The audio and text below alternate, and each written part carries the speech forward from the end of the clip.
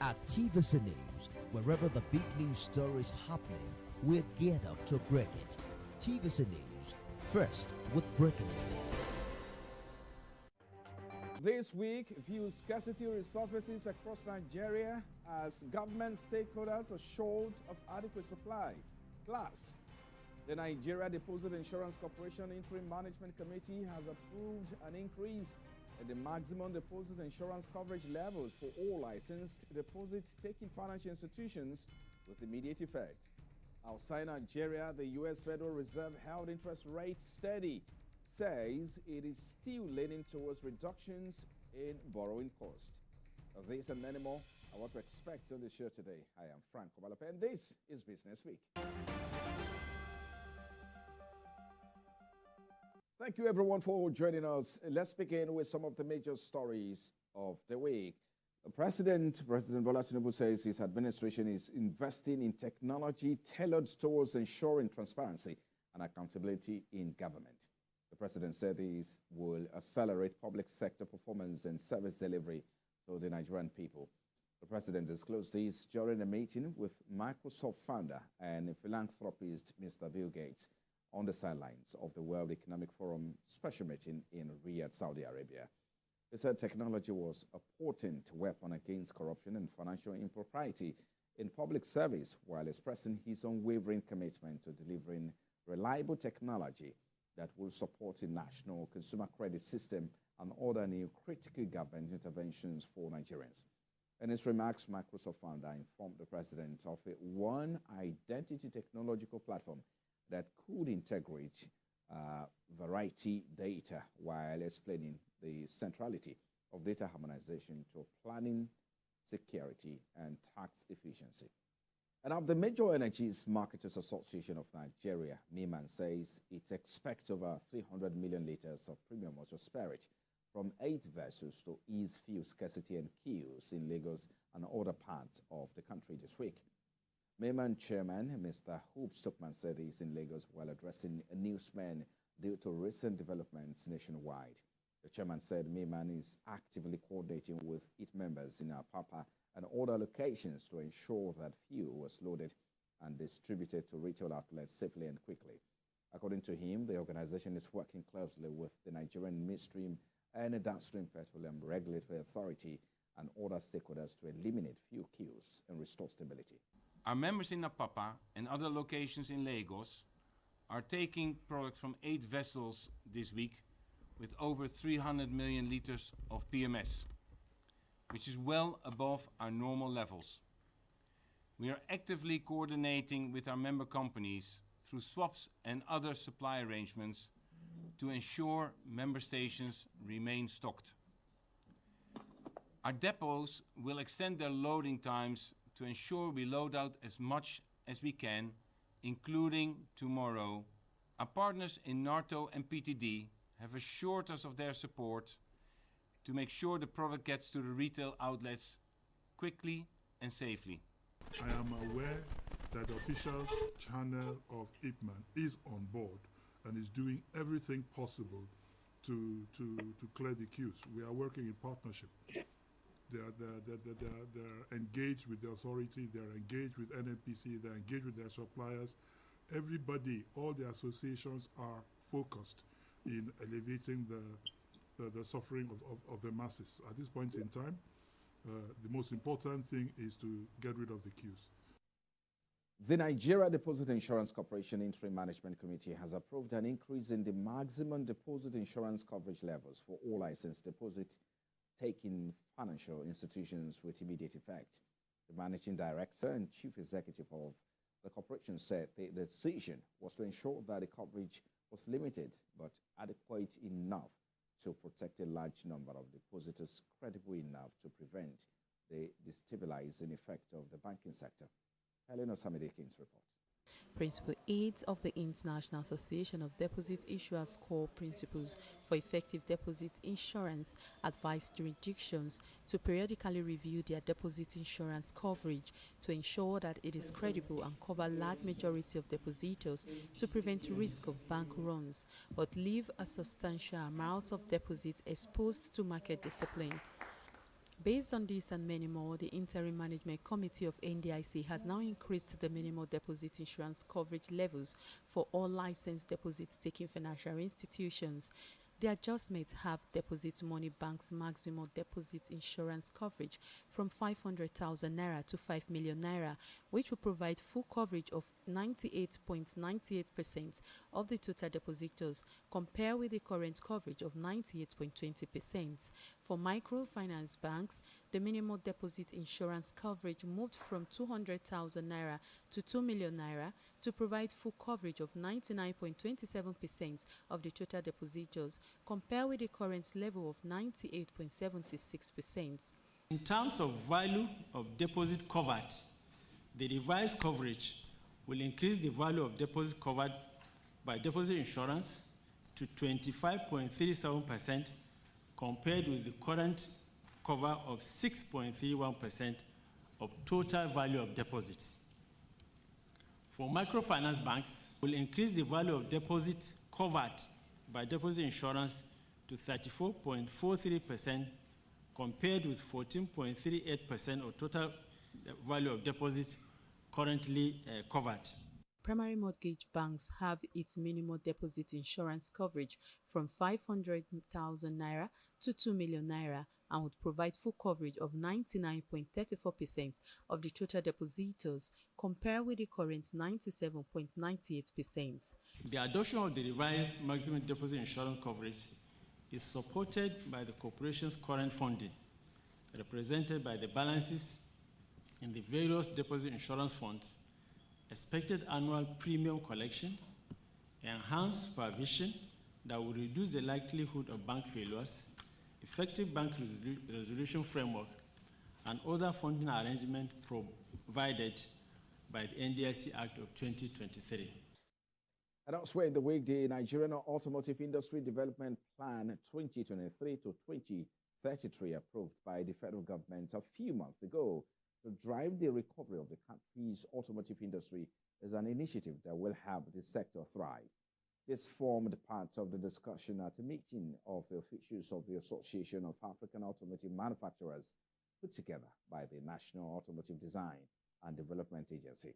The focus of this gathering is to help deepen the expansion plan of automotive manufacturing across Africa by working with governments to shape and provide policy support that will attract investment and unlock the economy of the African continent. We want Nigerian manufacturers, especially in the auto industry, to collaborate with our partners in other countries, most especially in South Africa, because South Africa is African, you know, and we are part of AFTA, and we need to learn one or two things from each other. And because of that, we want them to first of all come to Nigeria to understand our peculiarities and to see for themselves the market in Nigeria, because Nigeria is uniquely placed because of the market we have. And because that, having said that, we need them to know that what we have been telling them concerning the market is a reality. And then we want the Nigerian manufacturer also to learn from the journey and the history, the path South Africa has taken. The preconditions are kind of great for a thriving industry. And so far, Nigeria has also driven automotive policy. So the framework for an automotive industry to thrive in Nigeria is now there. And the important thing for us is that the bill is taken into Parliament and that the automotive policy is implemented. And we'll see a strong push from the President, and hopefully he reconfirms that tomorrow, to really implement automotive policy. Because with that, there is a huge opportunity in terms of market, in terms of mobility need, just in terms of sheer size of the country. By 2035, we believe that the new car market in Nigeria alone could be 350,000 units. Okay? You today currently import 700,000 units of used cars into this country. So how do we switch from some of those used cars to actually new cars built here? And in the future, we see that used cars will come from vehicles manufactured in Nigeria. So we create a whole ecosystem and industrialize Nigeria. There is big potential in Nigeria because you're dealing with such big volumes. You just need a portion of it. Outside Nigeria, the U.S. Federal Reserve held interest rates steady and signaled it is still leading towards reductions in borrowing costs, but put a red flag on the inflation readings. The Fed Chair, Jerome Powell, said it will take longer than previously expected for policymakers to become comfortable that inflation will resume the decline towards 2% that had cheered them through March of last year. Fed Chair added that rate increases remain unlikely, but stage has been set for an extended hold of the benchmark policy rate in the 5.25 to 5.5% range that has been in place since July. Central bankers believe the currency rate or currency policy rate is putting pressure on economic activity to bring inflation under control. Well, and those were some of the major stories in the weekend. Coming up after this break, the focus of our conversation this week is on the fuel scarcity experience in the week amid federal government's effort to increase oil production. Well, that will form the basis of our conversation in a moment. Please stay with us. This is Business Week. Thank you, everyone, for staying with us. This is Business Week, coming to you from our studios here in Lagos. Well, let's get into our conversation now. Earlier in the week, queues returned to petrol stations over fuel scarcity, disrupting economic activities and essential services across the country. And the transportation sector particularly was hard hit with increased operational cost and reduced productivity. According to NNPC Limited, there is enough supply to last the country for the next 30 days and that the situation is temporary. While the situation seems to have gotten better on Friday, experts, however, have berated these developments. Well, let's get talking. My guest on the show, Dr. Boniface Chizie, an energy analyst and the MD CEO of BIC Consultancy Services, provides in-depth analysis and insight into the complex factors contributing to the fuel shortage, highlighting the challenges and solutions to these persistent problems. And so he joins me now. Thank you for your time, Mr. Boniface. We appreciate you for joining us. Well, the ongoing fuel scarcity has caused a lot of queues across the petrol stations. We know this is not the first time Nigeria is experiencing this, but this has raised some concerns because it is happening in a post-subsidy regime. Well, on one hand, we know that the NNPC Limited says there is enough supply to last the country for the next 30 days. And on the other hand, oil marketers are saying this may prolong a bit. So what do you make of this development? I think that's where we need to start from. It is rather unfortunate.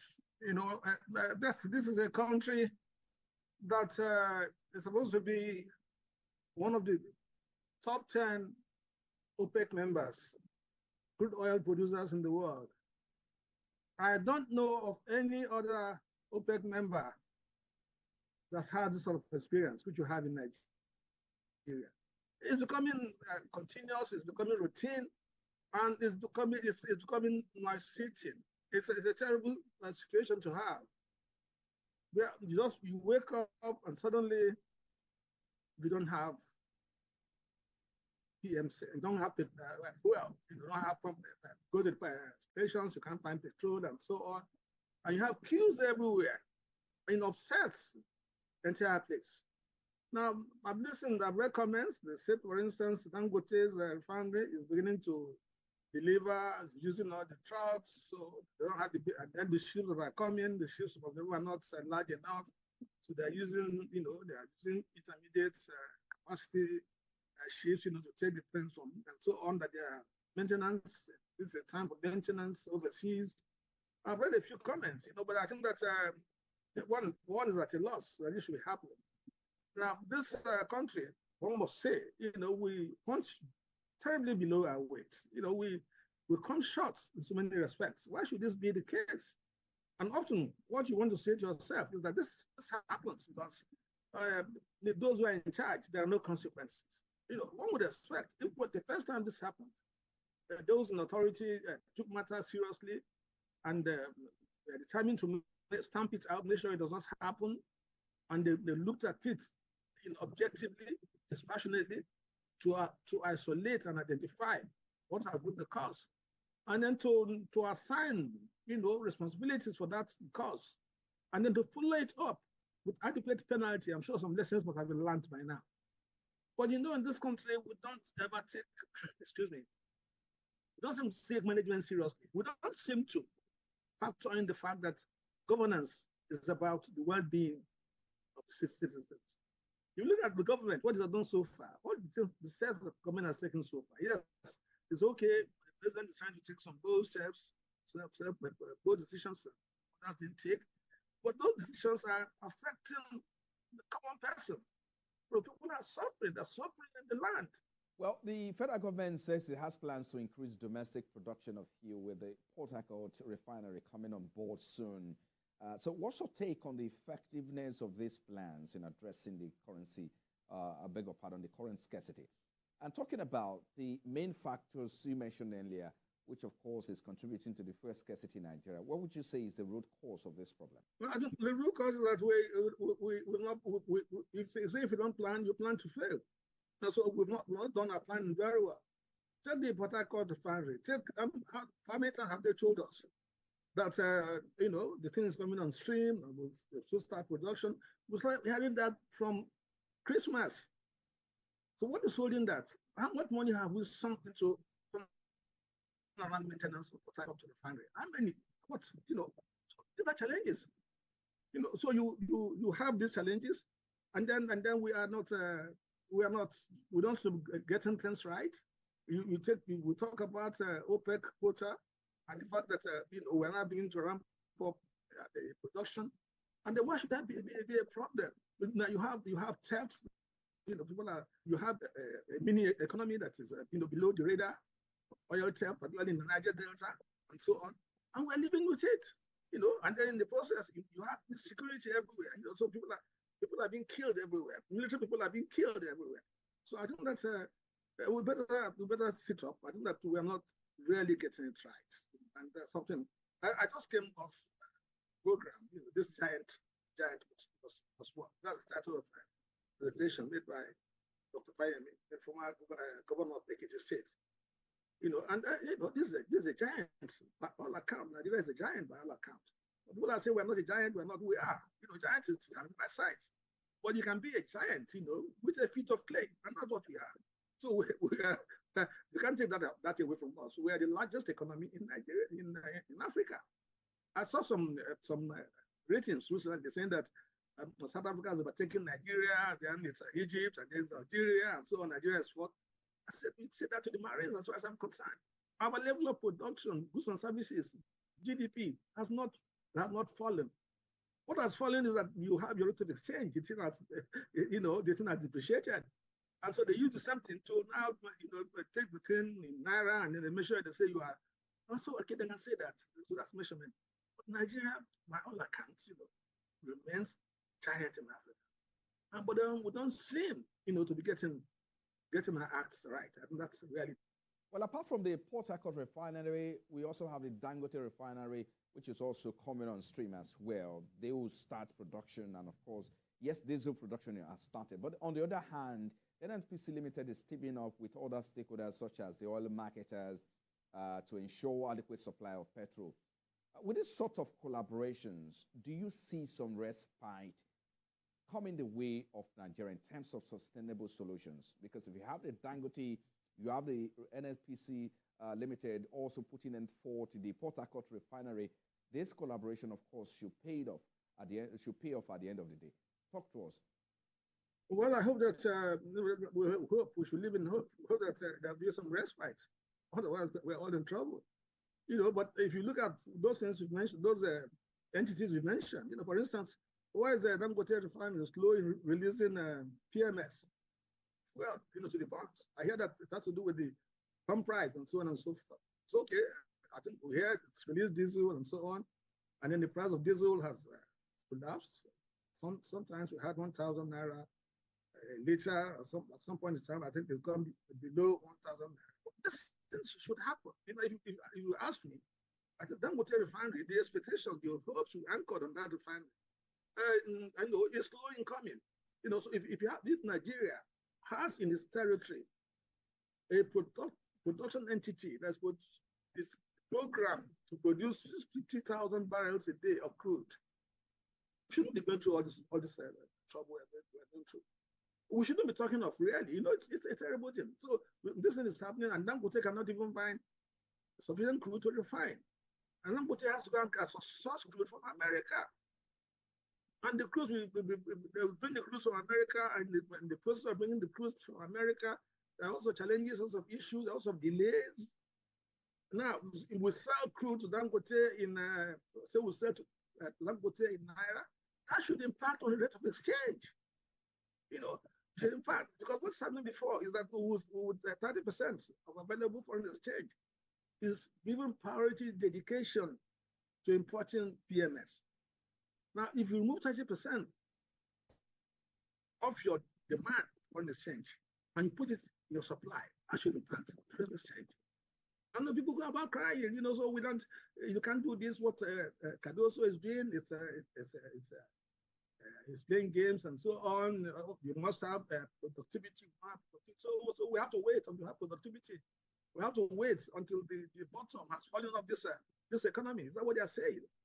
We have to wait until we go like what happened in Zimbabwe and some of these African countries. When you go to the shelves and the shops and you can't find things anymore. Look at the companies that are living in Nigeria. Look at the jobs people are losing jobs. Look at the way Nigerians are living in droves. They're not living because they want to live. It wasn't like that before. Nigerians are living because of the circumstances. Some are here, they can't even put food on the table. Let's get the subnational units, you know, let them become accountable. Let them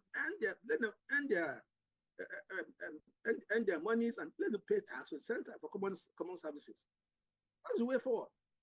Then you remove all this fighting at the center. The center is too strong now, and yet the center does not. And any money, as far as I'm concerned, you can say federal government is in charge of most states. Okay, so it's allocated and so on. There's some things. But if, for instance, you get gold from some state and so on, let them sell the gold. Let them keep the proceeds. Let them pay tax to the center. This way, you know, we'll begin to get the subnational units. They become more competitive. Doctor, I want us to talk about a long-term solution. There's a need to talk about how to achieve sustainable energy security. Well, looking ahead, really, what are your key policy recommendations to the government to effectively manage such occurrences and ultimately address the concerns around fuel scarcity? I mean, we have, some people have said, look, this is not even about policy, but of course, we still have to talk about policy. The PIA is there.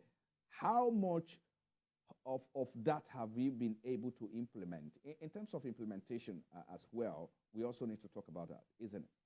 Well, I think the things to do are obvious. You know, we need to ramp up productivity within the economy. That's essentially what we need to do. For instance, there's no reason why Nigeria should not be able to meet its OPEC quota. There's no reason why. There's no reason why, for instance, we should be having theft of the crude at the rate at which we have it. So you have the sub-economy, which is based on people, finding crude and stolen and so forth. It doesn't happen. Nigeria is a gas territory with crude oil. And so, we have massive reserves of the gas, which is not being utilized. For a long time, we got people to pay penalty because they were not utilizing them, so they reinject and so on. And that the penalty was not enough even to act as a disincentive. So there are also challenges. We need to get the environment enabling. And take power today. Today, it's something. Tomorrow we're charging this. We're putting people in banks and so on.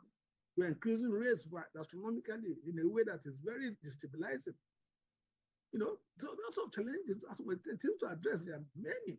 Well, I think a good place to leave it there. Thank you for your time, energy analyst and the MD CEO of BIC Consultancy Services, Dr. Boniface Chizie.